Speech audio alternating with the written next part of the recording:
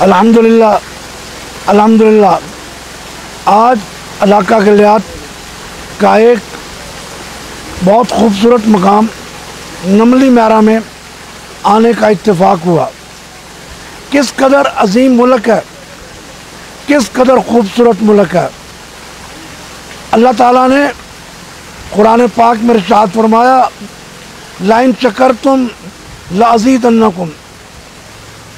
ایک طرف دیکھیں آپ، بہت بڑا تھر کا صحرا ہے، ریگستان ہے، سطح مرتفع پٹوہار ہے، اور دنیا کا خوبصورت ترین علاقہ، پہاڑ، آبشاریں، چشمے، اور اس کے علاوہ آبشاروں کی خوبصورت آوازیں۔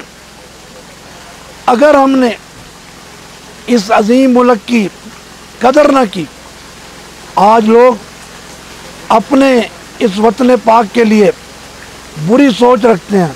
دیکھیں میرے پیچھے آبشار ہے، اور یہ ایک علاقہ نہیں ہے۔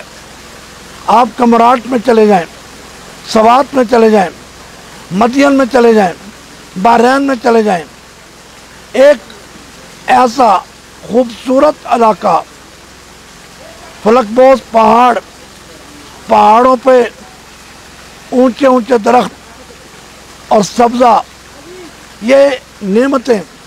اور پھر غور کریں، دنیا کا بہترین چاول اس ملک میں ہو، دنیا کا بہترین کنو اس ملک میں ہو، دنیا کا بہترین آم اس ملک میں ہو۔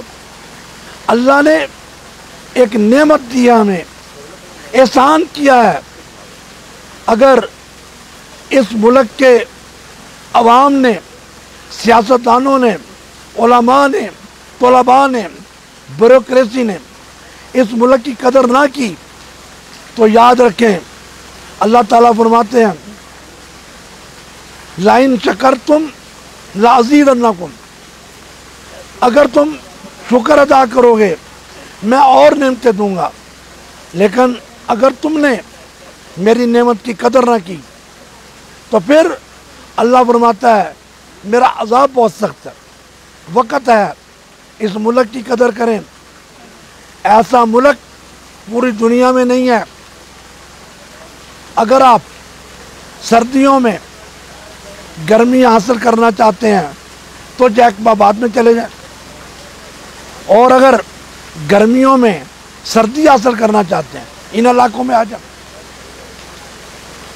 میں پاکستانی عوام سے، حکمرانوں سے، جہاں تک میری آواز جا رہی ہے، طلباء سے، سیاستدانوں سے، تاجروں سے، زندگی کے ہر شعبہ سے تعلق رکھنے والے لوگوں سے یہ درخواست کروں گا، التجا کروں گا،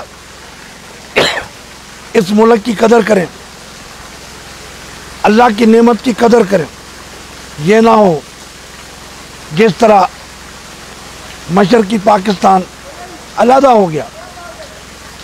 دنیا کا بہترین پتھر زمرد ہمارے ملک میں ہوتا ہے، بہترین ماربل اس ملک میں ہوتا ہے،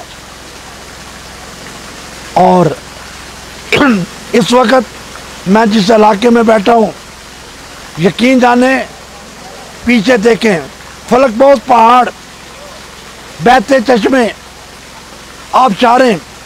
قدر کیجیے اس ملک کی اور اللہ کا شکر ادا کیجیے۔ والسلام علیکم ورحمۃ اللہ۔